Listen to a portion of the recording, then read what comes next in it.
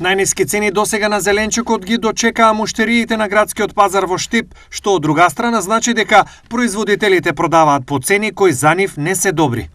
Компир да се произведува сега е неисплатливо на овие цени.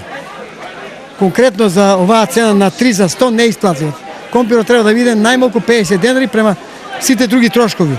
За семе, за ѓубре, заорање, за вадење од наводнување, значи треба да биде најмалку 50 денари. Ова цена не е неисплатлива. Со овие цени земјоделците спасуваа што можеше да спасат бидејќи ги ослободуваат површините за втори култури. Па најверојатно да.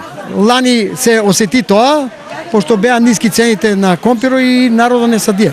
И затоа дојде до недостиг на компир. Оваа година сите садија и затоа паѓа цената одма.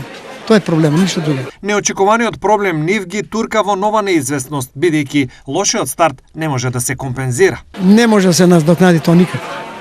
Нема. Тоа треба владата да преземе мерки да не субвенционира, како што го субвенционира житото, сончогледот и другите култури. А компирот никој не го субвенционира. Не го рачуна за ништо. Народот работи као вол за слама и тоа е. Овој проблем ги засега сите земјоделци, но доминантен тој е кај оние од Струмичко-Радовишкиот регион. Заменикот технички министер за земјоделие Цветан Трипуновски на оваа тема имаше средба со земјоделците од Струмичко и вети решение, но со новата влада, што значи најрано во втората половина на јуни.